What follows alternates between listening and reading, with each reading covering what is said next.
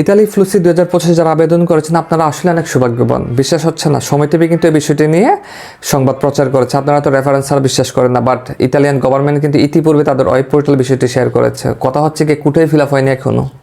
আপনারা তো জানেন 2025 সালের কোটা কিন্তু 1,80,720টি, বাট ইতিমধ্যে আবারও কিন্তু বাড়ানো হয়েছে। এখন কথা হচ্ছে গিয়ে কোটাই তো ফিল আপ হয়নি। 1,80,720 জনের বিপরীতে মাত্র ফর্ম ফিল আপ করেছে 1,80,012 জন মানুষ। আপনারা তো জানেন 1 নভেম্বর থেকে 30 নভেম্বরের মধ্যে আবেদন প্রক্রিয়া শেষ হয়ে গিয়েছে, বাট এখন তাদের গুলাম যাচাই বাছাই প্রক্রিয়া চলতেছে যে মালিকের সব কিছু ঠিকঠাক আছে কিনা, কোম্পানির সব কিছু ঠিকঠাক আছে কিনা। যদি ঠিকঠাক থাকে তাহলে আপনারা 2025 সালের ফেব্রুয়ারি মাসে কিন্তু ক্লিক ডেতে অংশগ্রহণ করতে পারবেন। ক্লিক ডে হচ্ছে 5, 7, 12 তারিখ। তখন এই ক্লিক ডেতে অংশগ্রহণ করলে কিন্তু অবশ্যই আপনারা যারাই অংশগ্রহণ করতে পারবেন, অংশগ্রহণের সুযোগ পাবেন, আপনাদের সকলের কিন্তু নুল্যস্তা বের হবে। বাট নুল্যস্তা বের হয় কতদিন পরে জানেন? কথা হচ্ছে যে 20 দিন পর থেকে বের হয়, 3 সপ্তাহ পর থেকে বের হয়। বাট দেখা যায় যে আসলে 45 দিন পর কি 60 দিন পর থেকে সচরাচর বের হওয়া শুরু হয়। তো সেই পর্যন্ত আপনাদের অপেক্ষা করতে হবে। কিন্তু এরপরও কথা আছে, দেখা যাচ্ছে অনেক মানুষ কী করবে, আপনাদের নিয়ে প্রতারণার শিকার করবে, আপনাদের থেকে সব কিছু নিবে, টাকা পয়সা নিবে, ঠিক আছে, কিন্তু দেখা যাবে যে আপনাদের নামে আবেদনই করবে না, ভুয়া একটা নুল্যস্তা দিয়ে দিবে, ভুয়া একটা রিসিভতা ধরিয়ে দিবে, আপনারা কিন্তু আবার যেতে পারবেন না। এখন যারা 2025 আবেদন করেছেন তাদের একটাই কথা যে 2023 এবং 24-এরগুলোই তো সমাধান হয়নি, আমাদেরগুলো কী হবে? ভাই, নতুন গ্যাজেট তো প্রকাশিত, এটা আপনারা জানেন, বিষয়টির কিন্তু সমাধান শীঘ্রই হবে। বাট কবে নাগাদ এটা সমাধান হয় এটা বলা যাচ্ছে না, বাট সমাধান হতে যাচ্ছে।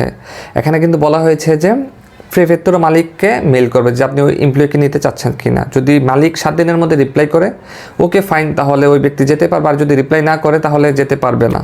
তো তাহলে তো বিষয়টি সমাধান হয়ে গিয়েছে। এত হাজার হাজার লক্ষ লক্ষ যে নুল্যস্তা উঠছে বাংলাদেশে মানুষ বেফিস গ্লোবালে সাবমিট করেছে, সেটার কিন্তু একটা সমাধান এসে যাচ্ছে।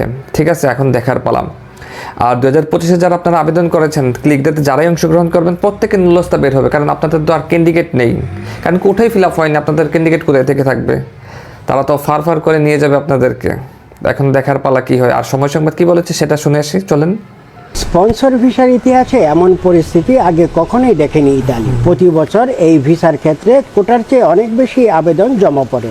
তবে 2025 সালের স্পন্সর ভিসার আগাম আবেদন ফর্ম পূরণের ক্ষেত্রে দেখা দিয়েছে ভিন্ন চিত্র। নির্ধারিত কোটার বিপরীতে অনেক কম আবেদন জমা পড়ায় শুরু হয়েছে আলোচনা। সম্প্রতি দেশটির পার্লামেন্টে ইতালির স্বরাষ্ট্রমন্ত্রী মাত্তেও পিয়ান্তোদুসি জানান 2025 সালের স্পন্সর ভিসার আগাম আবেদনে নির্ধারিত কোটার বিপরীতে মাত্র 27% ফর্ম জমা পড়েছে। ইমিগ্রেশন নিয়ে কাজ করা বাংলাদেশিদের মতে এমন পরিস্থিতি বেশ অস্বাভাবিক। বাংলাদেশ সহ অন্যান্য দেশের আবেদনকারীদের ফর্ম যাচাই বাছাইয়ে কঠোরতার কারণে এমন পরিস্থিতি বলে জানান কেউ কেউ। কি ভাই, বিশ্বাস হলো তো? আপনারা তো রেফারেন্স আর বিশ্বাস করেন না। তো এখন কথা হচ্ছে কি, আর আপনারা যারা আমার চ্যানেলটি এখনো সাবস্ক্রাইব করেননি অবশ্যই কিন্তু সাবস্ক্রাইব করে রাখবেন।